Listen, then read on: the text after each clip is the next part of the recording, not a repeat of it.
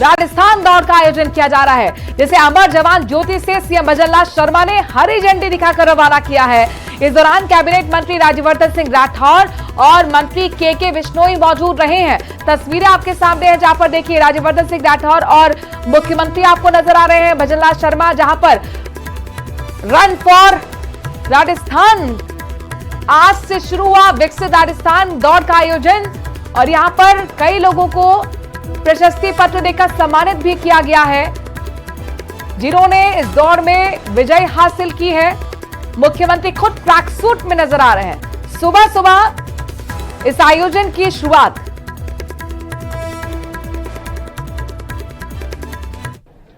हम चाहते हैं कि हमारे राजस्थान के युवाओं को दिशा मिले। हमारे राजस्थान के युवा हमारे धरोहर है, और हमारा ये युवा आगे बढ़ेगा तो हमारे राजस्थान भी विकसित बनेगा, हमारा भारत भी विकसित बनेगा। प्रधानमंत्री जी ने इसी ध्येय को अपनाकर संकल्प बनाकर राजस्थान ने पिछले 1 वर्ष में शिक्षा, स्वास्थ्य, रोजगार और बुनियादी ढांचों के क्षेत्र में जो प्रगति की है वो हम सब के लिए गर्व की बात है। माननीय मुख्यमंत्री जी ने कह दिया है कि हर वर्ष इसको रन फॉर विकसित राजस्थान मनाया जाएगा, ताकि एक उत्साह बने। सब युवा साथी, जैसे प्रधानमंत्री जी भी कहते हैं कि जब सबका प्रयास होता है तो सफलता जरूर मिलती है, और राजस्थान आगे बढ़े, हमारे दिल दिमाग में रहे, राष्ट्र हमारे दिल दिमाग में रहे। हम जो भी काम करें एक विकसित राष्ट्र के लिए, एक विकसित भारत, एक विकसित राजस्थान के लिए करें, ऐसा मन में भाव रख के हमारे युवा काम करें। आप देखिए किस तरह से युवाओं के अंदर जोश है। अभी ये घर में होते तो सब अपने कोई मोबाइल फोन देख रहा होता, कोई कुछ कर रहा होता। यहाँ पर आए हैं, मित्रता हो रही है, जोश है, उल्लास है, सब एक दूसरे से हंस रहे हैं, बात कर रहे हैं, एक उत्साह का माहौल हो गया। मुख्यमंत्री भजनलाल शर्मा के काफिले में टैक्सी कार के टकराने से हुए हादसे में एएसआई जवान की मौत हो गई। मुख्यमंत्री के काफिले में हुई चूक को गंभीरता से लेते हुए डीजीपी ने उच्च स्तरीय जांच के आदेश दे दिए हैं। मामले की जांच डीसीपी पूर्व तेजस्विनी गौतम करेंगी, तो वहीं एएसआई सुरेंद्र सिंह की मृत्यु पर डीजीपी साहू ने दुख जताया है।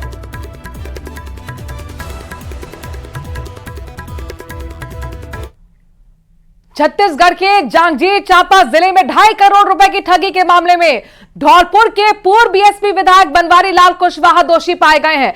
इस मामले में जांजगीर मुख्य न्यायिक मजिस्ट्रेट ने बनवारी लाल को 7 साल की सजा सुनाई है। बनवारी लाल के अलावा शिवराम कुशवाहा, बाल किशन कुशवाहा, जितेंद्र कुमार और विजेंद्र पाल सिंह के खिलाफ भी केस दर्ज हुआ था।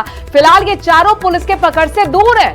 जिला अभियोजन अधिकारी नंद कुमार पटेल ने बताया कि राजस्थान की chit fund company Garima hold real estate and allied company ने जांजगीर चांपा जिले के चांपा के लायंस चौक पर अपना दफ्तर खोला। कंपनी के झांसे में आकर आसपास के लोगों से जुड़े हुए और कंपनी ने एजेंट के माध्यम से रकम जमा करवाकर 5 साल में रकम दोगुना करने का झांसा लोगों को दिया। इस तरह करीब 2.5 करोड़ रुपए ठगने के बाद कंपनी ने दफ्तर पर ताला लगा दिया, बंद कर दिया। निवेशकों ने जब दफ्तर में ताला देखा तब उन्हें जाकर ठगी का एहसास हुआ। निवेशकों ने मामले को लेकर रिपोर्ट दर्ज कराई और इसके बाद यह बड़ा फैसला कोर्ट का आया है। पूर्व बीएसपी विधायक को 7 साल की सजा सुनाई गई है। न्यायालय के समक्ष में उनके खिलाफ में अभियोग पत्र प्रस्तुत किया जाता है। मामले का विचारण जब होता है तो फिर गवाहों के कोई कथन होते हैं, उनके कथन के आधार पर उन्हें जो रकम जो उनसे जो ली गई थी, उस रकम के एवज में उन्हें जो बॉन्ड पेपर दिए गए थे, उस बॉन्ड पेपर को न्यायालय अवलोकन करते हैं, उन्हें सही पाते हैं और आरोपी के विरुद्ध में मामला जो है संदेह से परे प्रमाणित होता है, तो उन्हें भारतीय दंड विधान की धारा 409 के तहत 7 वर्ष का, 420 भारतीय दंड विधान के तहत 7 वर्ष का और 30 हजार रुपए का, कुल 60 हजार रुपए का जुर्माना एवं चिटफंड अधिनियम के तहत 3 वर्ष का कारावास और 3 हजार रुपए का जुर्माना से उन्हें जो है दंडित किया जाता है। दौसा जिले में 3 दिन से बोरवेल में फंसे 5 साल के मासूम आर्यन को नहीं बचाया जा सका। आर्यन को करीब 56 घंटे बाद बुधवार रात 11:45 पर बोरवेल से बाहर निकाला गया था। आर्यन को एडवांस लाइफ सपोर्ट सिस्टम से लैस एम्बुलेंस से हॉस्पिटल ले जाया गया, जहां उसे मृत घोषित कर दिया गया। एनडीआरएफ की टीम ने अम्ब्रेला और रिंग उपकरण के साथ रस्सी बंधी हुई रॉड को एक साथ हिलाना शुरू किया, जिसमें बच्चे के फंसते ही उसे बाहर निकाला गया था। कालीखाड़ गांव में बोरवेल से बाहर आने के दौरान आर्यन बेहोशी की हालत में था।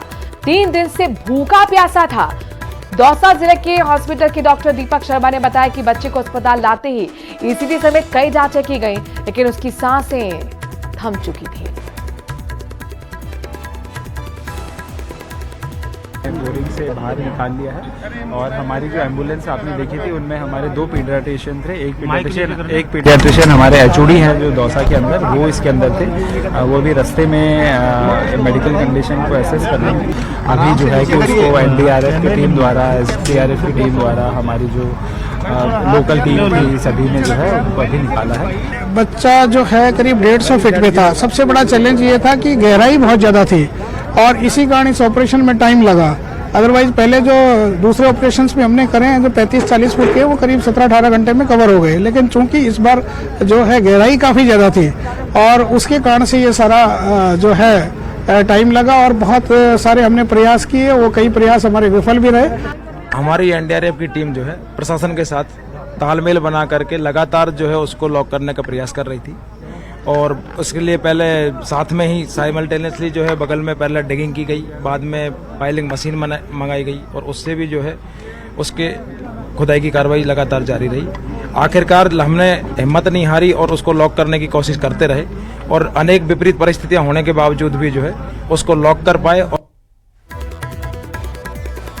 हैरानी होगी आपको जानकर, दौसा जिले में 5 महीने में 4 बड़े हादसे हो चुके हैं बोरवेल के। 9 दिसंबर कालीखाड़ में जो आपको बता ही रहे हैं कि 150 फीट गहरे बोरवेल में मासूम आर्यन गिरा, उसको नहीं बचाया जा सका।